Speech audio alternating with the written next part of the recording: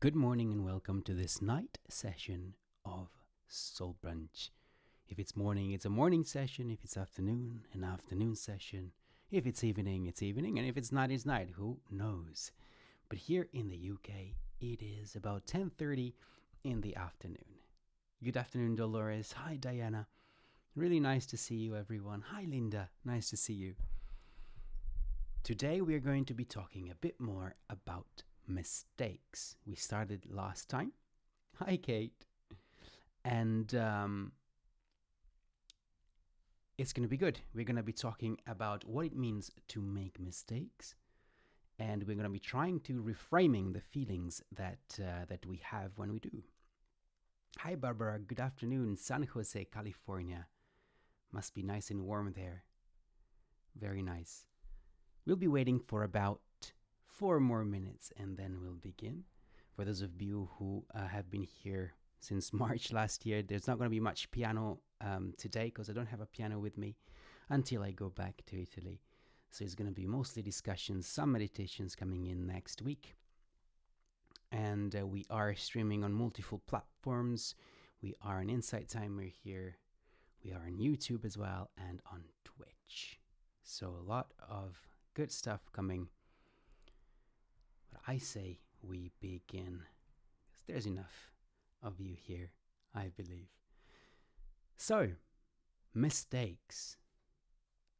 How many mistakes have you made this past week? Can you think of any mistake you made this week that made you feel not so good? If you didn't make any this week, maybe you have some from the week before or the past month or the past 6 months. The first one that comes to mind, what is a mistake that you felt bad about? Many, says Dolores. Is a good thing to see there are many already. That's a good start. Can you think of one? Just one, the first one that comes to mind. There are two ways of seeing mistakes. The usual one is to try to avoid them. We try to be right as much as we can. We try to avoid them. And then there is the way to try to see them as stepping stones to become better at whatever we're trying to do. So Laura said something mean, some mean things to someone I love. That can be a mistake. Hi Annie, Australia, it's morning for you, isn't it? So how was the feeling when you said that mean thing? Probably anger, then guilt. Hi Didi, nice to see you. Australia as well, hi. Good morning. Frustration, interesting. So what the mean things you said were out of frustration or because of the frustration?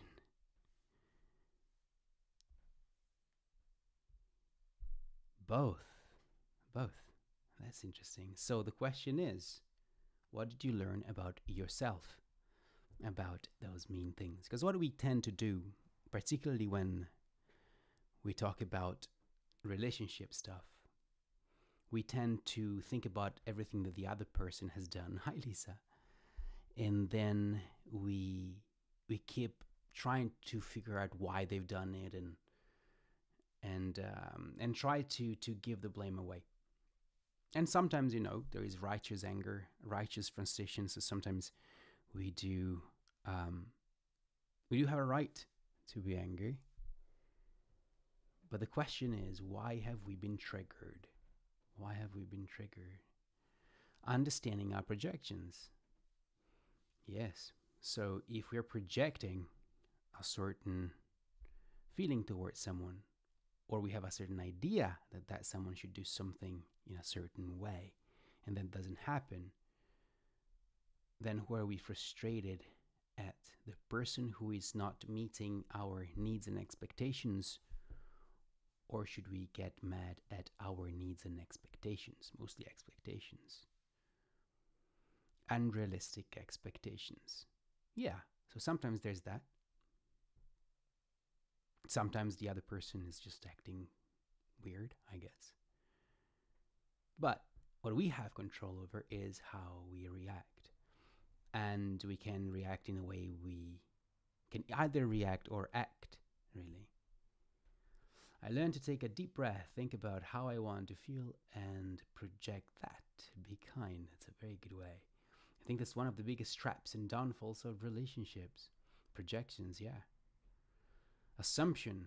Knew what the client wanted, but did not clarify. Ooh. I knew what the client wanted, but did not clarify. So assuming, that's a big mistake. Hi, Kate. Yes, assumptions. So when you assume something, you go through a process, a whole thought process that bring you to assuming that something is what the other person is without try to be as transparent as possible and get the real needs of the other person. So the listening comes into place, doesn't it? Or the filtering. Hi, Maya. I am angry at her, but learned I need clarify. Very good. So something happens, you feel bad about it, but then you start thinking of what you can do better next time. And how does that feel? If you try to close your eyes and whatever mistake you have in mind, and you try to reframe that to think about what you can do better next time and how much better of a person that will make you, all of a sudden the feeling is different, isn't it?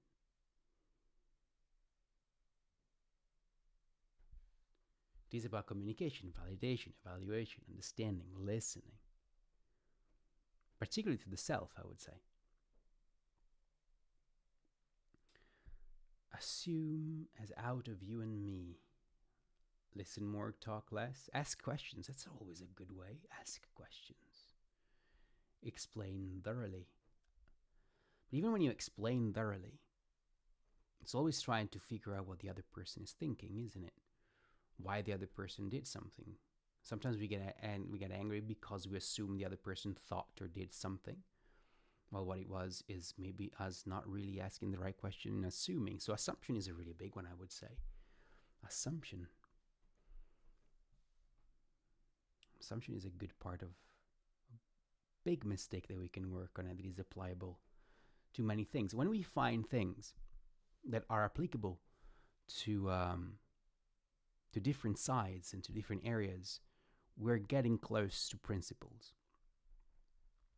And I tend to try not to work on single issues like anxiety, stress, or things that the psychological work on, but I am more interested in talking about principles. So when we find the principle, we find something simple, and that simplicity makes it so hard to apply.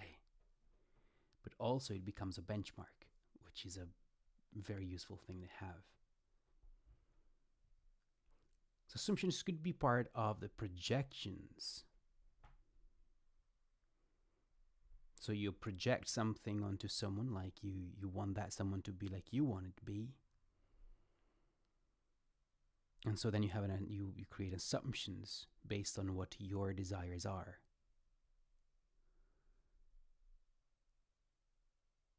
So probably they both part of the same process, isn't it? You project and you have an assumption. So it is part of it, I would say, yes. Yes. So, assumptions. I think assumptions are really interesting to talk about today. I'm going to put that on my notes, but first I'm going to show you the notes, because why not? We can.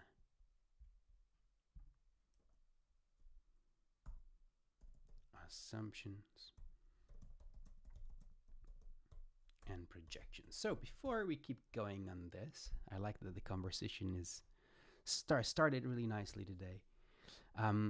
I'm going to explain to you a little bit why we're talking about mistakes. We have done a meditation and discussed this topic before. Oh, Dolores, you're on Twitch as well. Well done. And we wrote a song all together here in live, and it's called I Learn. And the main line, you can see it here on your screen, and the main line of this song in the chorus is, I never lose, either I win or I learn. And what we're doing now, we are going through line by line, or verse by verse, depending, and we are discussing each verse, trying to go deeper into the meaning that that this song was born out of. Hi, Peace. Nice to see you. So what I want to do first is play the song. This is the song that we wrote called I Learn, and it's one out of 12 that we wrote. It's part also of the journey number 2 for those of you who know it. But all the lyrics have been written together, which is quite good. Hi, Nicole. Hi, Anami. First time here. Enjoying what you're hearing. Great. Nice to meet you. Welcome to the group. So let me play this song. Again, all the lyrics written by you, with you guys. Let's hear it.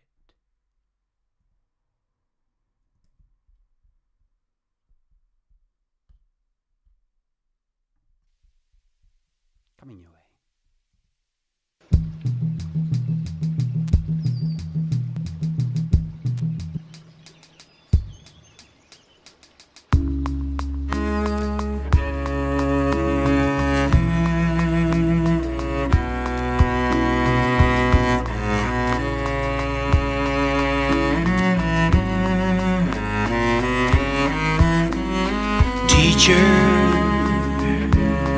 What do you expect of me? Do you assume I should understand and accept every breath you breathe? Mother, I'm only human. What must I do to make you happy other than perfect? Took me so long. Stop spreading blame. I am now taking the reins of my life. I'm ready to claim every mistake is my chance to grow.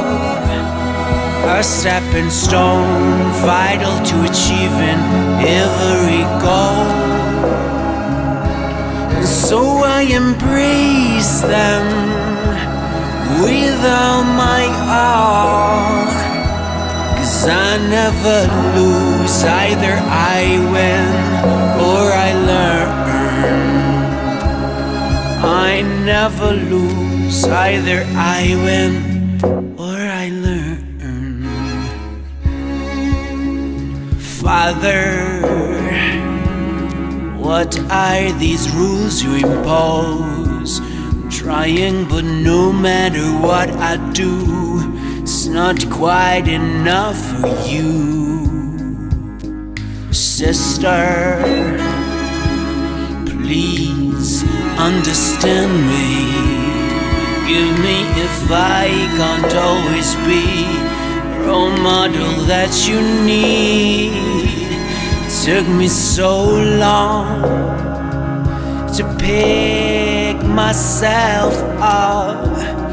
I am now making the shape of my life and prove to me that every mistake is my chance to grow. A stepping stone, vital to achieving every goal. So I embrace them with all my all, 'cause I never lose, either I win or I learn. I never lose, either I win or I learn. I'm ready to go the distance, ready to run the extra mile. I'm willing to do what people preach, but never do. To dream as big as I can dream. 10,000 hours of blood, sweat and tears, tumble and fall and then back up. 'Cause I never lose, either I win or I learn. God, why is so serious? If you didn't want me to send, why make it so sweet to end? Every mistake is my chance to grow, a stepping stone, vital to achieving every goal. So I embrace them with all my all, 'cause I never lose, either I win or I learn. I never lose, either I win or I learn. I never lose, either I win or I learn.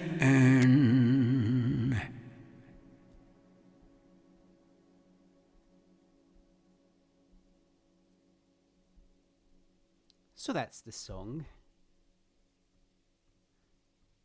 that was written together with you guys here in chat based on the topic of mistakes.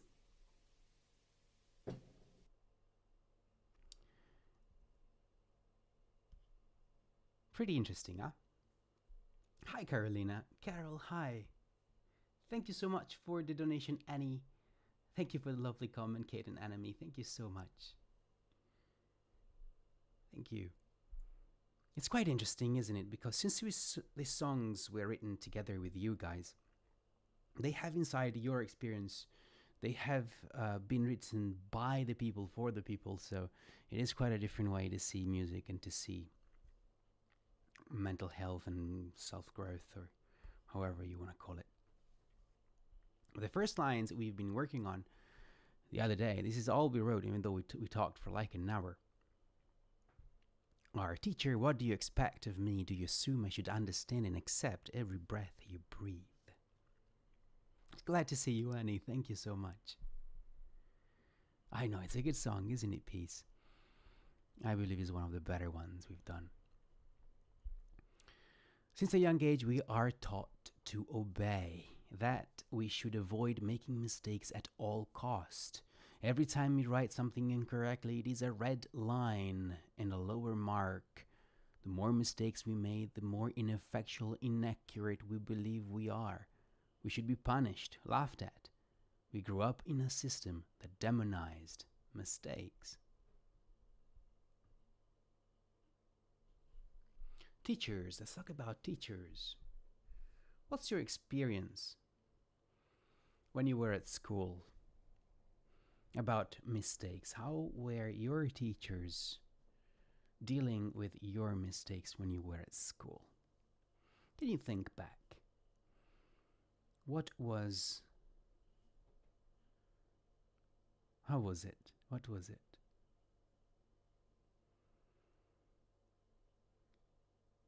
Peace was singing along. I started classes this week and told them I want them to practice. Practice is making mistakes and learning from them. Yes. Isn't that such a great way to see them? Not allowed to color outside the lines. That's the second time that comes along, yes. I was scared to make mistakes. Yes. Being scared of making mistakes is what get us stuck on whatever we want to do. And since we grew up with that fear, it's really hard to get out of it later in life, particularly if it comes from quite early in our development, isn't it? Just like math or music, you have to keep practicing before you can solve the problem or play the song. We were hit by the teachers in the 60s, of course. If you made a mistake, corporal punishment. Would compare myself with others a lot, always in groups of bright achieving students, yeah. So compare yourself with others. This created a culture of fear towards flaws.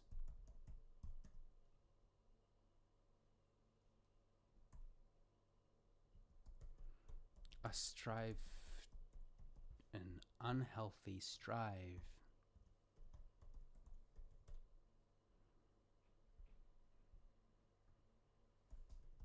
towards perfection. Conform to what they wanted you to be. Yes. And if particularly if you went to just normal school.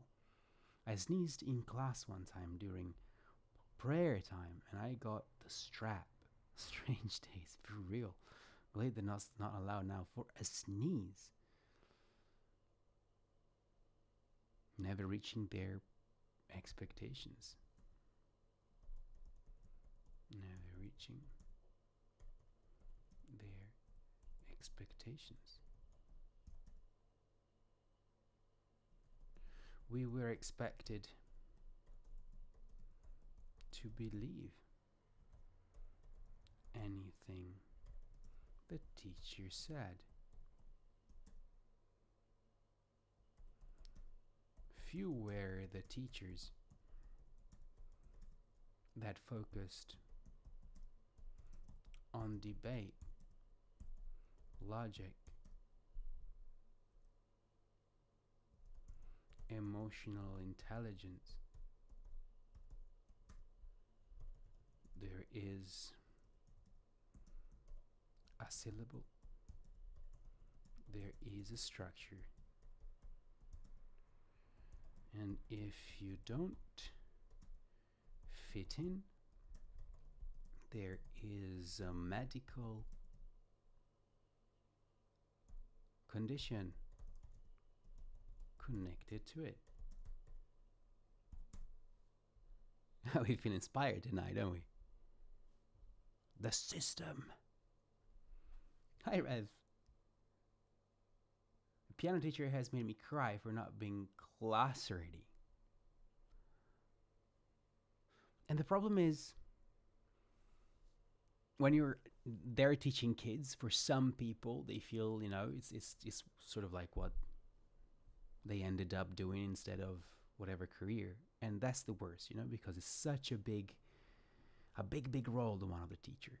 And it's so important to know how much responsibility teachers have, not only towards their kids, but their kids' kids, It's like having to do with kids is such a huge responsibility. So huge. So do you assume I should understand and accept every breath you breathe? I posted on Instagram, for those of you who are there, an interesting story that I thought was quite inspiring. How unusual they entrust the management of the health to those who profit from their sickness. I thought that was really peculiar, thought-provoking. So are we expected to understand and accept every breath the teacher breathes? It is interesting, isn't it? It's pretty scary. It's actually pretty scary if you think about it. Smiles while nodding my head. It's like, yep, that's how it works. That's how it works.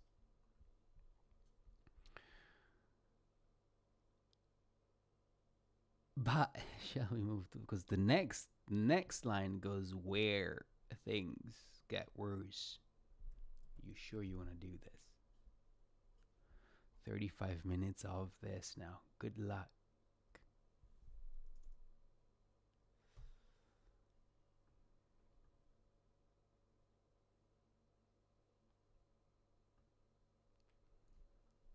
With your name on it. Um,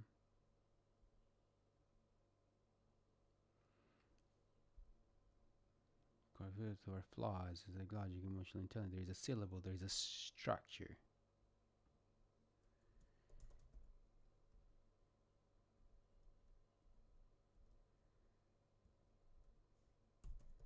You are not supposed to color outside these lines.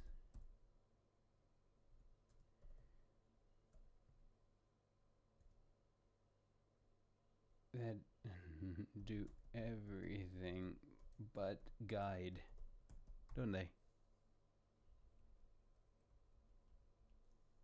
And if you don't fit in, there is a medical condition with your name on it.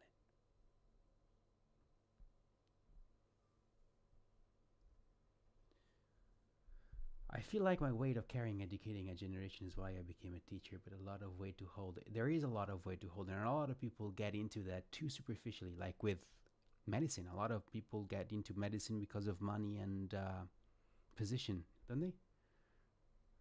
I've been a fitness instructor, a tutor at university, and I always told my students that I learn from them as they learn from me. That's very true. I've been thinking about this a lot when it comes to health. I've had an injury and I've been seeing doctors whose income comes from performing surgery. Yes. You mean syllabus? I do. Syllabus. Thank you, Linda. Is that right? Don't step outside the dog. Yeah, don't step outside the box. I realized that I have a phone or freeze response at the doctor's office. I feel like I have to defend myself, which isn't how it's supposed to work. I've heard doctors saying that if you don't vaccinate, you die. I literally heard doctors saying that. Okay, but let's not talk about that.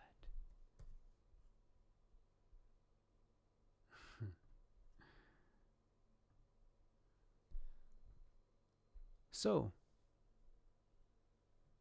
mother. Let's talk about mom. What about mom? Because teachers, yeah. But before teacher, there's mom. And there's dad. And that is after. We'll go to dad. Oh, the big topic, Linda. Yes, the big topic.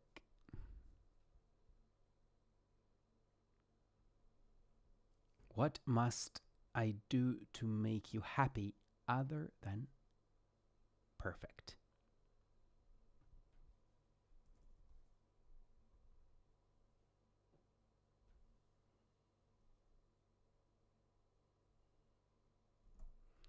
Parents sometimes have the tendency of projecting their desires and failures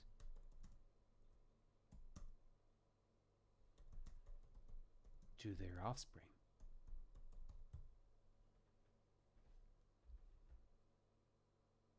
Carol, thank you for liking the reel on Instagram. By the way, anyone who wants to come on Instagram, that's Soul Brunch TV, at Soul Brunch TV. Mine crushed me with control and down talking, never good enough.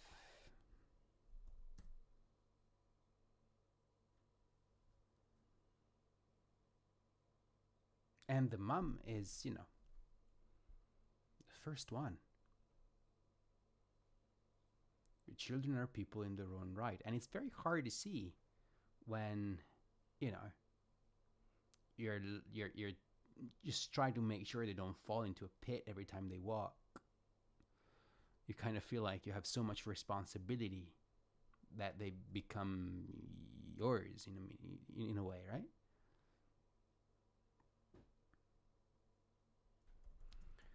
The down talking.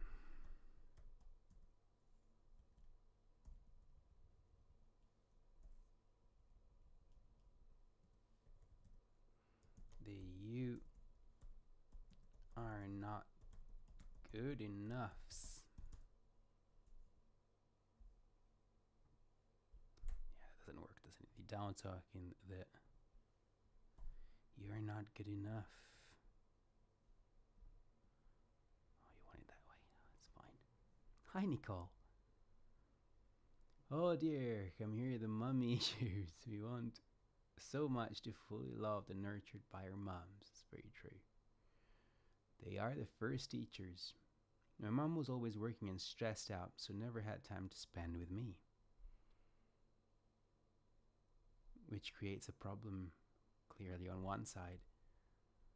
On the other, at least she didn't have too many chances to make too many mistakes. So, which one we want? The ones that are there all the time but mess you up, or the ones that are not there enough? The truth is, we are trying to see this on from the viewpoint of the child, of course. But there's also, the fact that every child will have a baggage, and that baggage is given by the mother and the father. And that baggage come from the whole ancestral lines, the two ancestral lines that branch out so quickly to thousands and thousands of people. All their issues just raining in. It's pretty scary if you think about it, isn't it? That we are the result of all the mistakes. We are the result of all the mistakes that all our ancestors have made throughout the ages. How does that feel? I realize as a grandmother now that I actually miss what I actually miss as a mother. Sad, but good to get a second chance. Of course. I try to say there are no positives or negatives with what they choose to do, only possibilities. Like a funnel. It's a lot. Children live in their own world. Sometimes mothers expect them to be adult-like, but it's really hard, isn't it?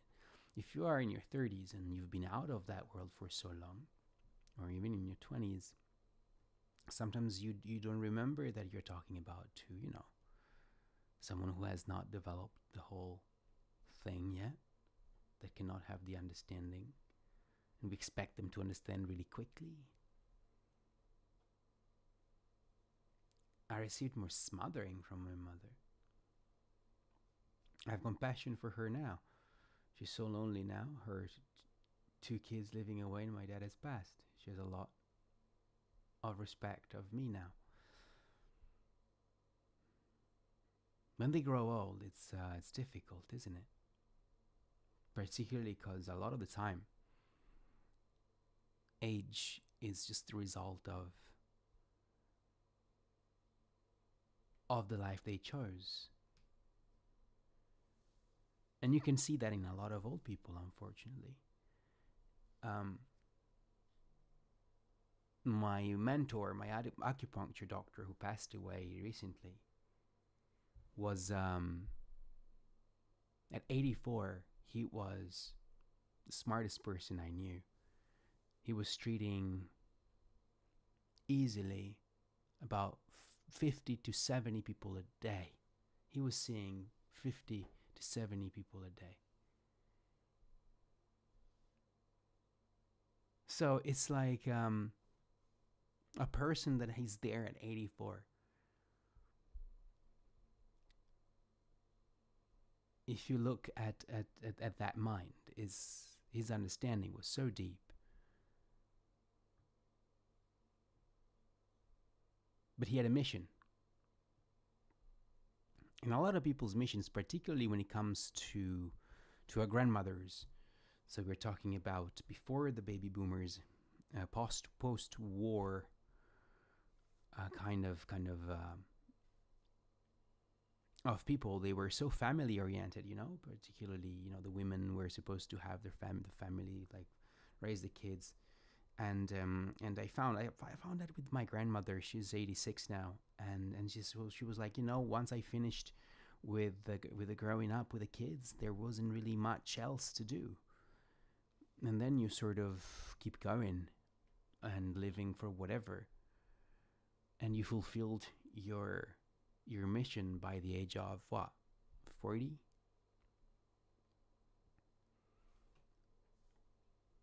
I always felt like I need to protect or defend my mother. I grew up in an unhealthy family of origin. I tried to protect mom. Still feel that. That's a whole other conversation about kids protecting the parents. We should discuss it sometimes. But the "I'm only human" phrase is really interesting, isn't it?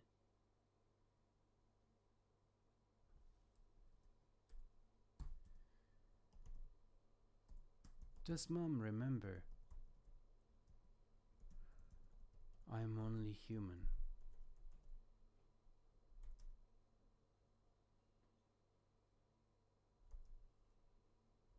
I am no different. Not so special.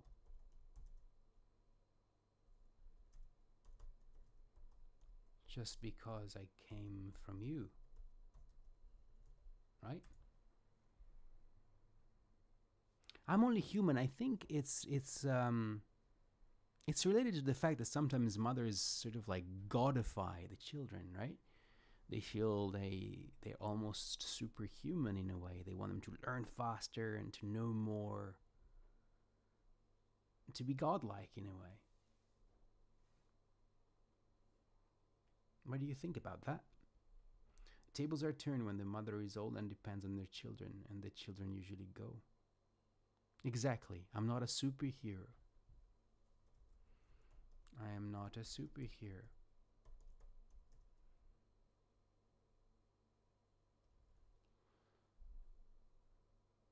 And does he make sense as a mother or as a daughter? That's the question.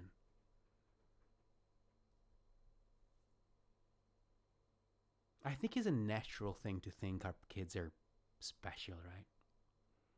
Particularly because we see them every day, we see them grow. We don't really have the benchmark unless, it's a second or third child.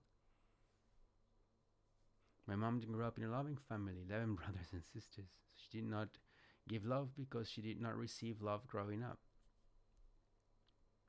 But when we are kids, we have no way to know that. We're godlike in a mother's eyes. That's it. And the mother and the father are gods in our life, in the kids' eyes as well. They believe everything you say. Everything you tell them about reality, they will believe, and they will live by it, and they'll live for it. So think about the responsibility and how easy it is to sort of like, as there is this sort of like divine connection, if you call it, also in a bad way, because the child thinks the mother is divine, the mother thinks the child is divine, and maybe you're right in a certain way, but if we were divine, we wouldn't be here, right?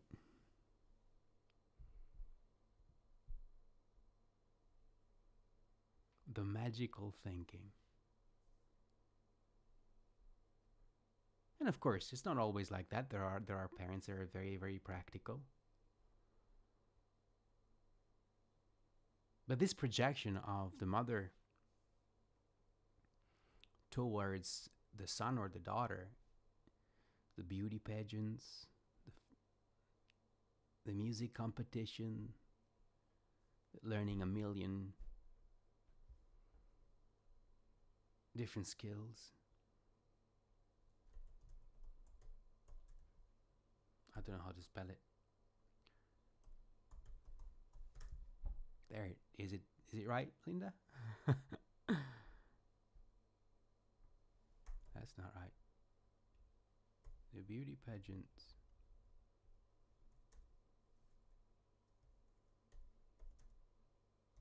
The music competitions. The sporting events. . 。 . 。 . 。 . 。 . . . . . . . . . . . . . 。 . . . . . . . . . . . . . . . . . 。 . . . . . . . 。 . . 。 . . 。 . 。 . 。 . The sporting events.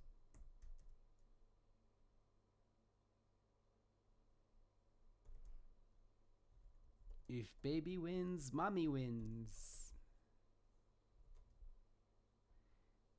Thank you, Linda. There was no question of what they asked you. You would have to obey, particularly with the older generation. It's what I say, the way I say it, and you just follow. And a lot of it from the teachers as well, isn't it? This is what the book says. This we follow.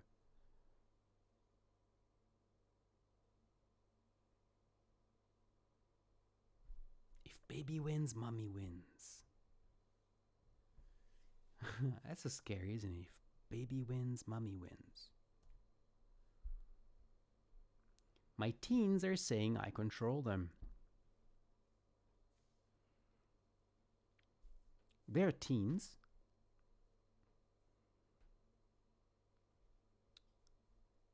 Do you feel you control them?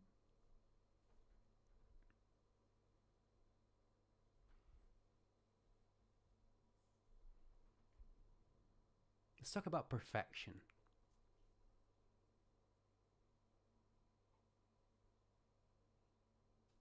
Some mothers try to relive their youth through their children, wanting them to achieve what they did or even what they didn't exactly. Yes. My guidance feels to them like control.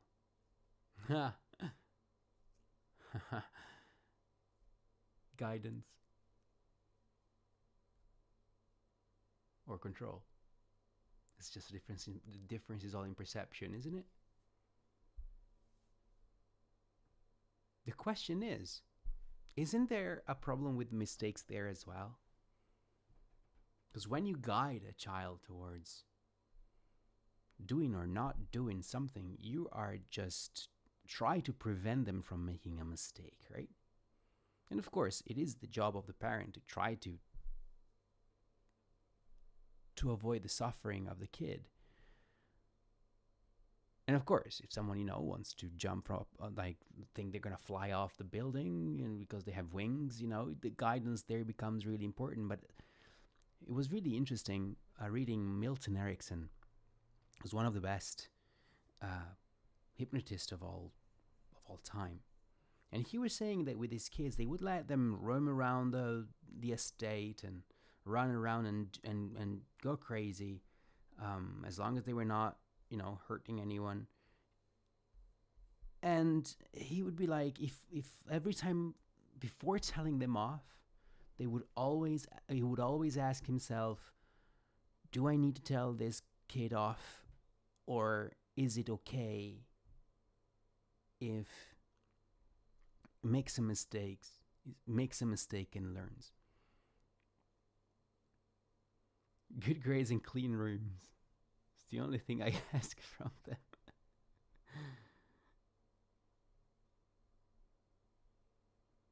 Oh, the rebellion of the teens. But it's really interesting as a concept, because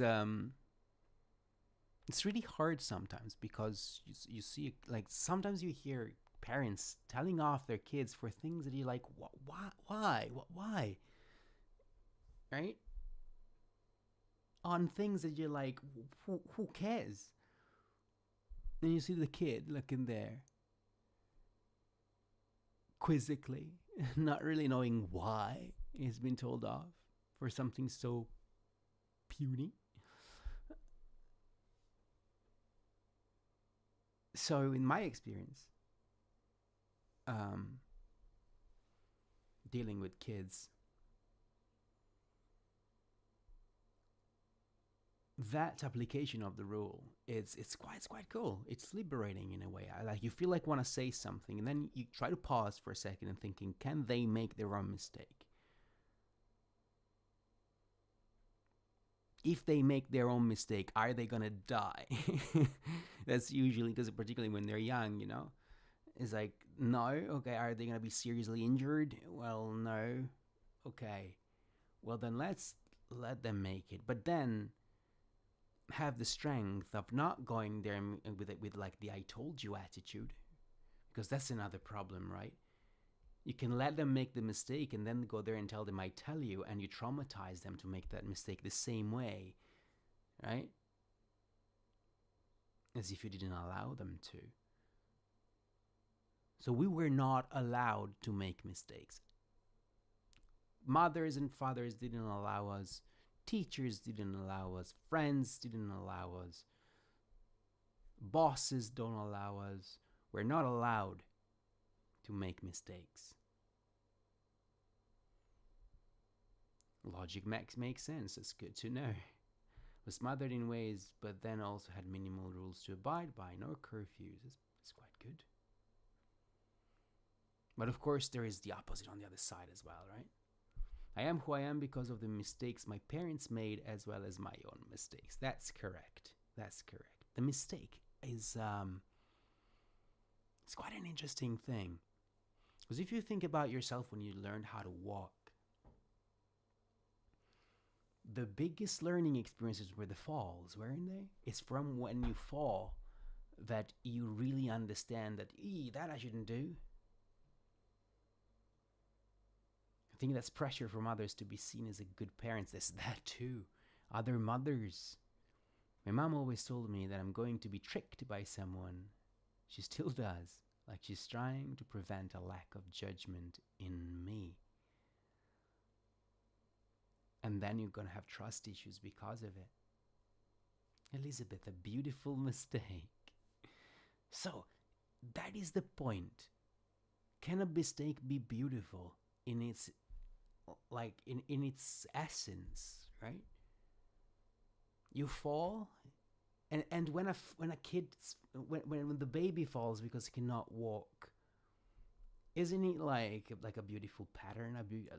So why don't we let ourselves fall anymore after a while, knowing that it's thanks to those falls that we grow faster? If we never fell, it's not even possible to do that anyways. We know we grow from mistakes. We know what we forget very often, particularly when we make them. But toddlers, when they fall, never give up in trying to walk. Exactly. They usually laugh it off or cry it off and then start over, start again. There's a pull towards. But the key to this is to aim to transform it. Because we understand, as you say, when you explain it like that and you understand that the mistakes are the stepping stones that lead us to where we want to go, and they're the most valuable ones. They're the most valuable ones. Mistakes are beautiful because they allow us to see we can get back up. Yeah, so the more mistakes we make, the more we find solutions, the more our confidence grows as well, doesn't it? The less mistakes we make, the more confident we get, and the more confident we get that if we make that mistake, we're going to know how to deal with it because we always did it.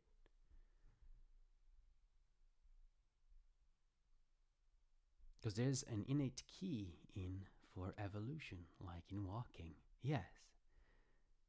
And if you can avoid some of those mistakes, why not? If you're an architect, like, hey, if you don't study how to make a house and you make too many mistakes, the house falls and it's not good. But you still should be allowed to make it, at least, particularly when you're learning. And that's when you need someone to guide you, but guide you the right way, to allow you to make the mistake and then to help you understand why that is a mistake rather than just telling you off or judging you or giving you grades. I think grades are awful, particularly in young kids. They're awful.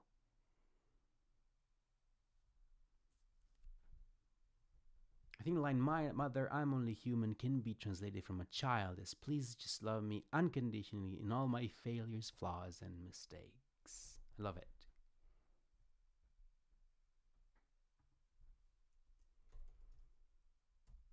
The cry is, "Mother,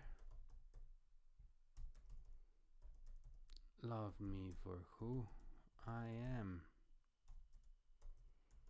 unconditionally."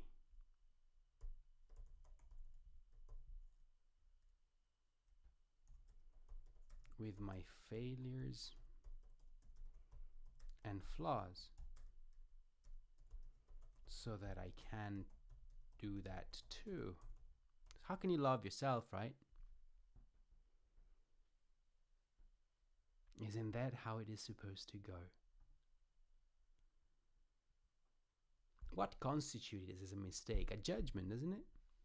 Or a result?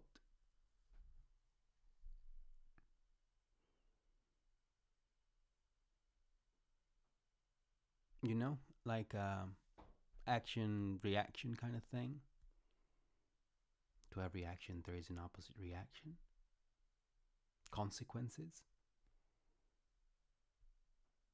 And then there's the huge gray area that what is a mistake for me is not for you. Perspective. Exactly.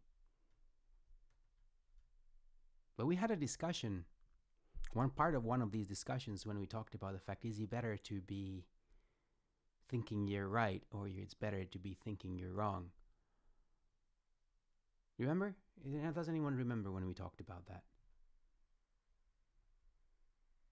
It's helpful to have a team, someone to go back to catch things you may have missed. You're only humans, we work together to help each other out. That's very true. It was an interesting one, that one, wasn't it, Dolores? Yeah. But isn't it relevant only to whom deems it as a non-good thing?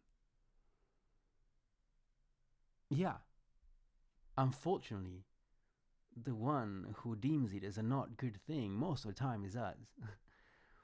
And that is exactly what we need to change. This is a principle that we need to change.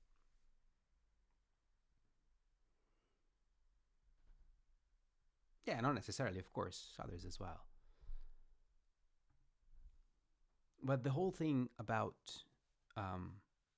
it's better to think you're wrong rather than right, generally, is because that can bring in a beginner's mind.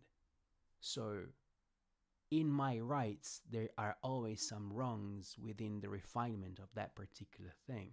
So, if I look at a piece of art and I feel there are no mistakes within my awareness of them, a very experienced artist might look at it and see many, because they are a lot more experienced and they have a higher awareness within that field, and so they see a lot more mistakes than you do. I have that experience with music all the time. They hear different things, they understand different structures, and so at that point, that's where you start seeing that perspective coming about. But then it's up to you to judge if the person in front of you is showing you a mistake because of a constructive mindset, of a constructive motive, because, and you can trust that person to be better than you at that, then you can use that those mistakes that you didn't even see to gain a better awareness, doesn't it? As children, we are impressionable and we accept we are not good enough. Yeah, we accept everything we're told. It's hard when it comes to creativity.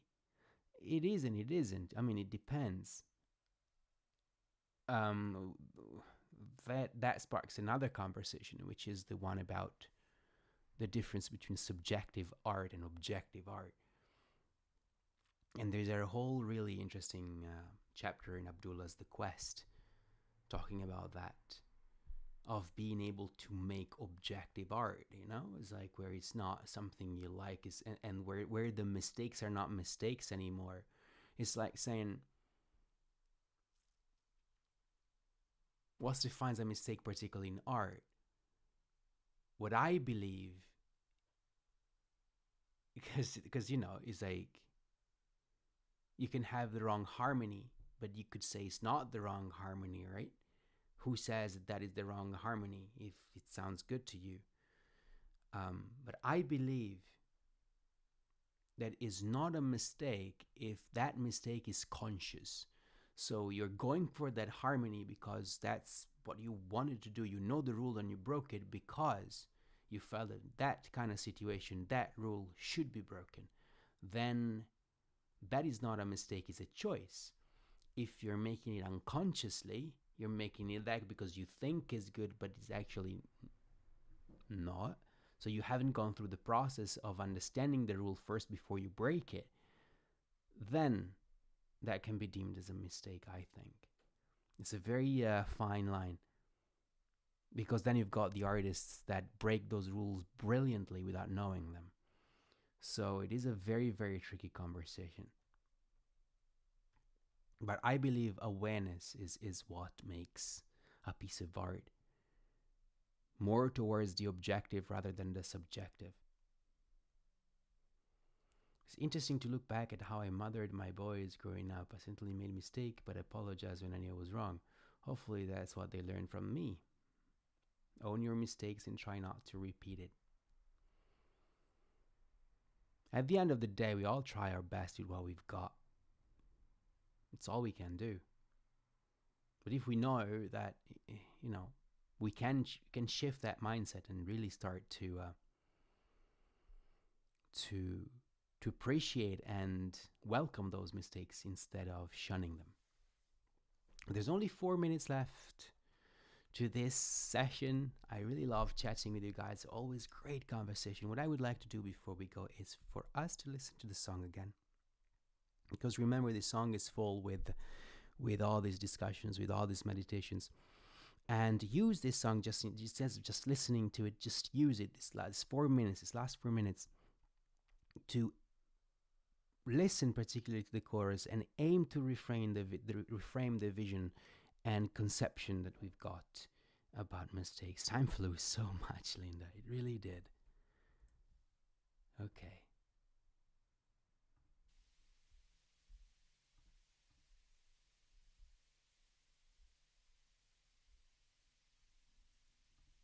So here it comes.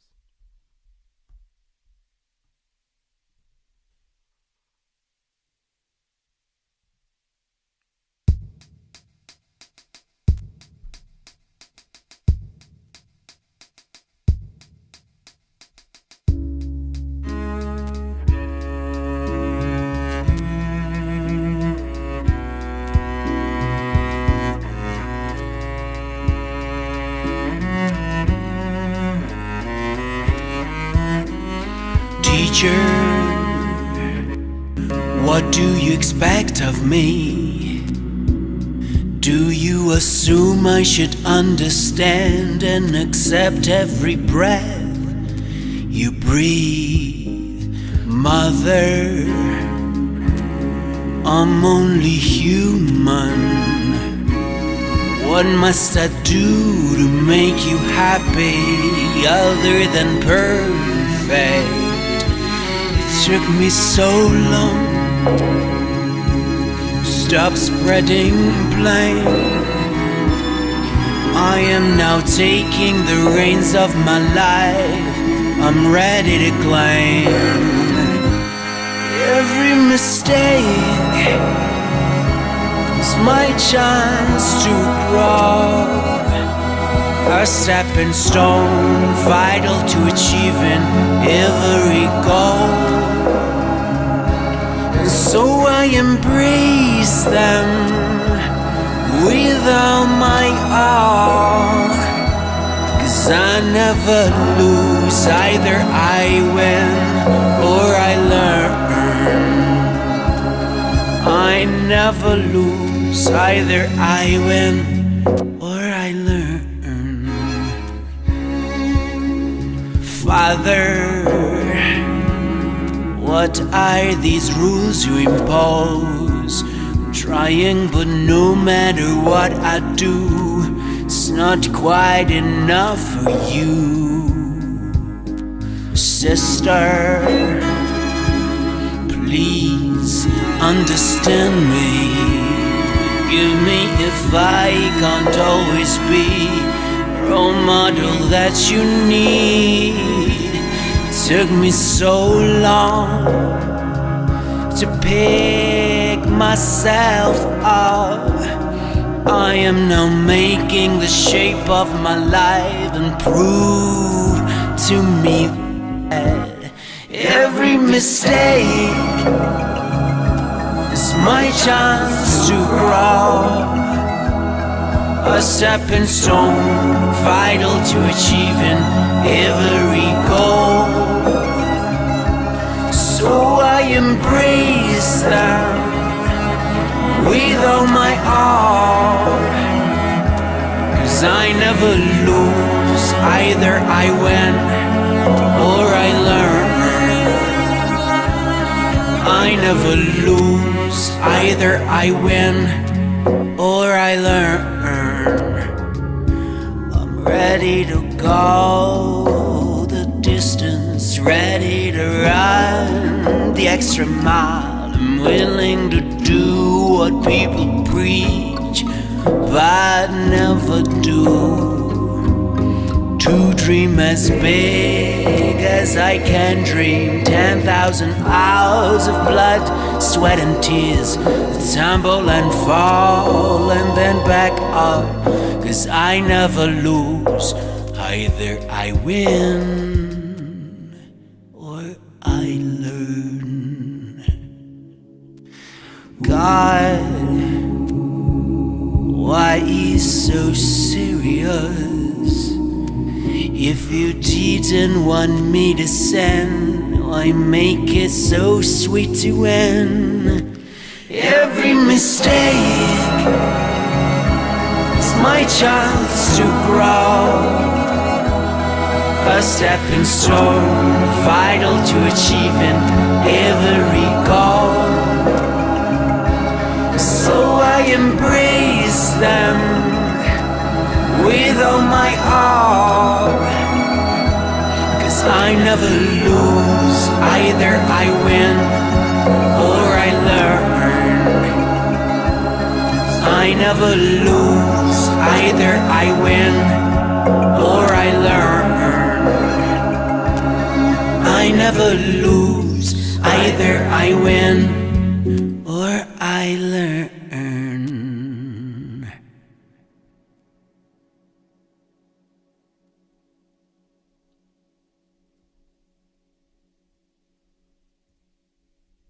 It's a good track, isn't it? Really enjoy this one. So thank you everyone for the conversation. Great to see you, Carol. Great you're back. Hi, Nicole. Lisa, thank you. Yes, the strings particularly do a great job. Suleiman, hi. Nice to see you. It's really nice. Yes, so Elizabeth, this song was written by us together here in chat. We talked about mistakes like we did all together. 1% form battery, Rank Carolina, thank you. And then we wrote these songs, these lyrics together, and I made up the songs out of it. So it's quite an interesting concept. Thank you, Kathleen. Nice to see you. Nice to see you.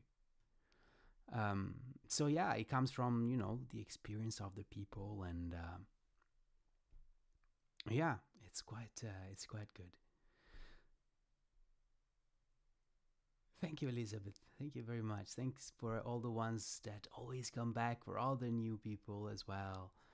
It's absolutely amazing to have you here. Now, the time here is done. Do check Insight Timer for more lives. There's going to be 2 or 3 next week as well.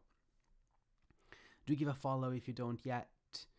Come on Instagram at Brunch TV as well. When I'm out of isolation, I will be out of isolation after the weekend. I believe on Monday.